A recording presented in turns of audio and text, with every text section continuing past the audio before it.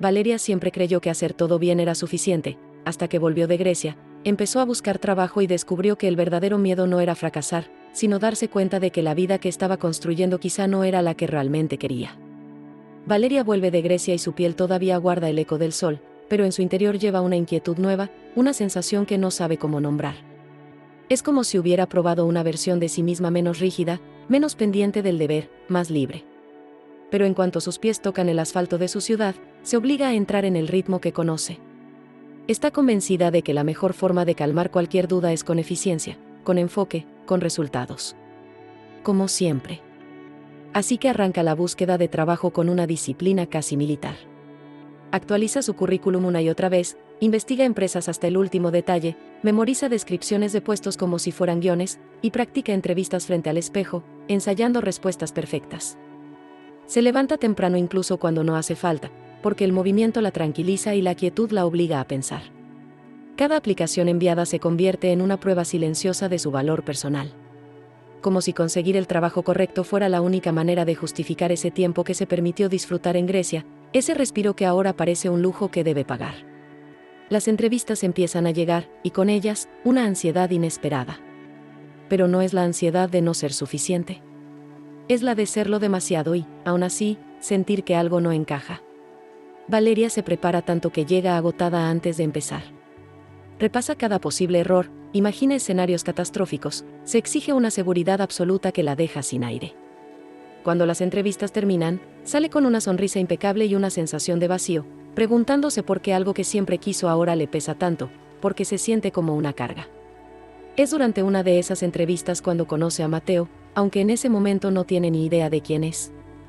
Valeria llega con demasiada anticipación, como siempre. Se sienta en la recepción, intentando repasar mentalmente sus respuestas, cuando él aparece para registrarse como visitante interno. Intercambian una mirada breve y educada, un comentario mínimo sobre el clima y lo temprano que es. Nada extraordinario. Salvo por la manera en que Mateo parece completamente tranquilo, en paz, dentro de ese mismo espacio que a ella le aprieta el pecho. Más tarde, cuando Valeria camina hacia la sala de entrevistas, lo ve pasar por el pasillo con una naturalidad que le sorprende, saludando a otros empleados.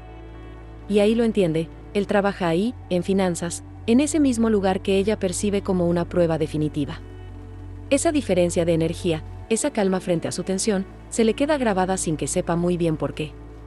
Después de ese día, vuelven a coincidir un par de veces más. Encuentros casuales, nunca planeados. En la cafetería, en el ascensor.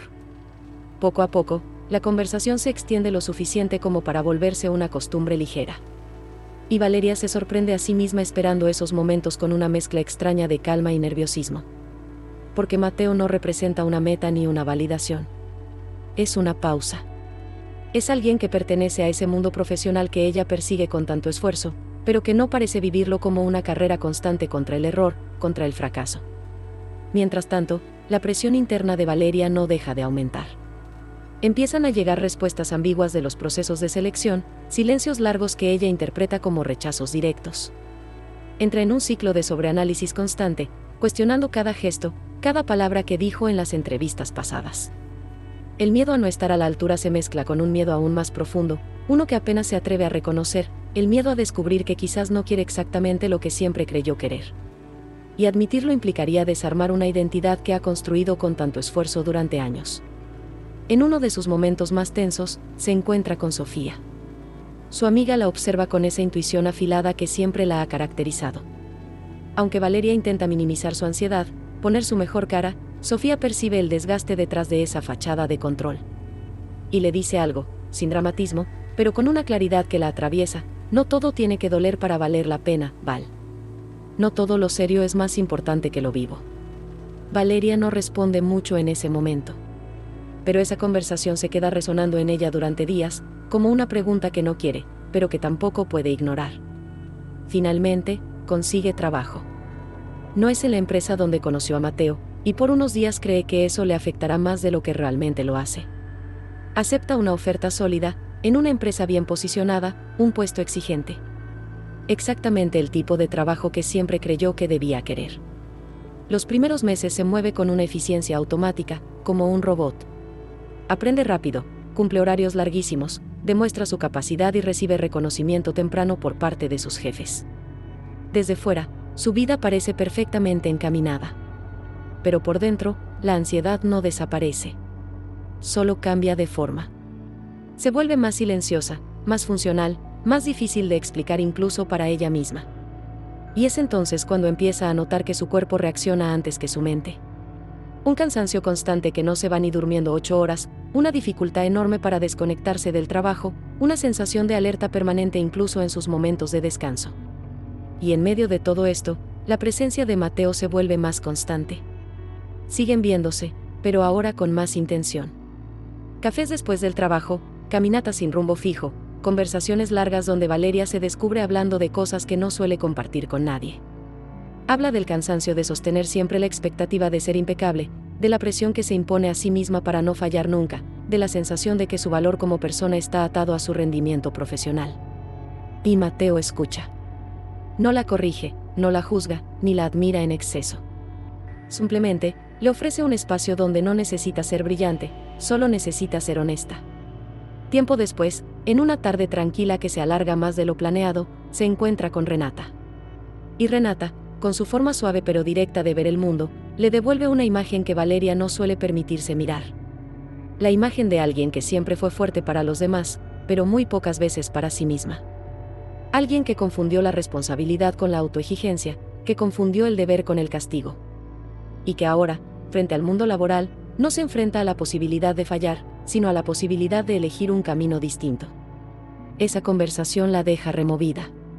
No porque Sofía le diga algo que no supiera en el fondo, sino porque lo dice sin juicio, como quien te ofrece un espejo y luego se retira para que te mires con calma. Con el paso de los meses, Valeria empieza a ajustar los bordes de su vida. Son gestos pequeños, pero decisivos. Deja de responder correos de madrugada. Se permite no sobreexplicarse cuando toma una decisión. Aprende a decir que no sin sentir la necesidad de justificarse. Sigue siendo eficiente y comprometida en su trabajo, por supuesto. Pero comienza a distinguir entre la exigencia sana y el castigo autoimpuesto, entre la ambición que te impulsa y el miedo que te paraliza. Entiende que estar a la altura no siempre significa endurecerse, sino saber cuándo es momento de ser flexible. El cierre de este capítulo llega una noche en la que las 3 amigas vuelven a reunirse. No están celebrando nada en concreto, simplemente necesitaban verse. Se sientan juntas, como tantas otras veces, pero ahora hay algo distinto en el aire. Una conciencia compartida de que ya no son las mismas, de que cada una está atravesando su propio proceso, a su propio ritmo. Renata habla de sus planes, siempre inestables pero llenos de pasión. Sofía habla de sus silencios, cada vez más largos y necesarios. Y Valeria, por primera vez en mucho tiempo, no se presenta como la que ya tiene todo resuelto. Se muestra como alguien que sigue aprendiendo a habitar su propia vida sin convertirla en una prueba constante. No hay grandes confesiones ni promesas solemnes esa noche. Solo una conversación honesta, pausada, donde se reconocen con cariño y sin exigencias. Aceptando que la amistad que las une ya no necesita ser idéntica a como era antes para seguir siendo profunda. Valeria las observa y entiende algo fundamental. El miedo que sintió al volver de Grecia no era a crecer. Era a crecer sola. Y en ese momento, rodeada de sus amigas, se da cuenta de que no lo está, aunque ya no caminen exactamente al mismo ritmo. Cuando se despiden, Valeria camina de regreso a casa con una sensación nueva. No es de certeza absoluta, sino de calma. Grecia no le cambió el destino, pero sí la forma de habitarlo. Sigue siendo organizada, responsable y brillante, pero ahora sabe que su verdadera fortaleza no está en sostenerlo todo sin que aparezca ni una sola grieta. Su fortaleza está en permitirse una vida donde la excelencia no sea una armadura, sino una elección consciente. Una elección que pueda convivir con el descanso, con el deseo, con la amistad y, sobre todo, con la posibilidad de ser simplemente humana, sin sentir culpa por ello.